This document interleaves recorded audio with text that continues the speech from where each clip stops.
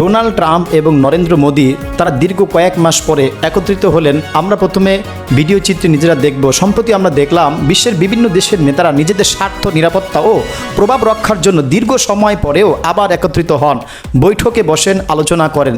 তারা বুঝেন একা থাকলে শক্তি কমে এবং যতই যাই হোক আর নিজেরা ঐক্য থাকলে শক্তি বাড়ে। চলুন সেই ভিডিও চিত্রে নরেন্দ্র মোদী এবং ডোনাল্ড ট্রাম্প তারা যে একত্রিত হলেন, সাক্ষাৎ করলেন, সেই ভিডিও চিত্রটা আমরা নিজ চোখে আগে প্রথমে দেখে নিই। শান্তি চুক্তির সম্ভাবনার মধ্যে ফ্রান্সের G7 বৈঠক, 16 মাস পর ট্রাম্পের সঙ্গে মোদীর সাক্ষাৎ, একাধিক দ্বিপাক্ষিক বিষয়ে আলোচনার সম্ভাবনা। দর্শক, আমরা ভিডিও চিত্রে দেখলাম যে ডোনাল্ড ট্রাম্প এবং নরেন্দ্র মোদী তারা একত্রিত হলেন। কেন?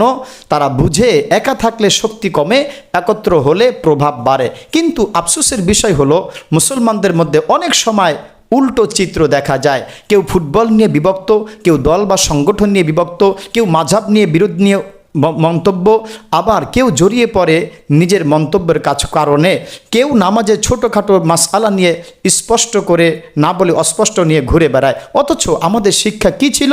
আমরা সবাই একত্র এবং এক আল্লাহর বান্দা, এক কিবলার অনুসারী, এক নবীর উম্মত।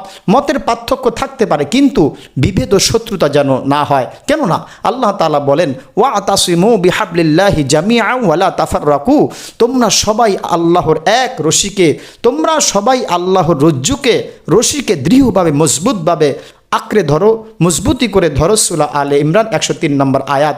এই ঐক্য মানে এই নয় সবাই এক বিষয়, সবাই সব বিষয় একমত হতে হবে, বরং ঐক্য মানে হলো ভিন্ন মত থাকলেও ভ্রাতৃত্ব থাকবে, আদব থাকবে, সম্মান থাকবে, উম্মার বৃহত্তর কল্যাণ সামনে থাকবে।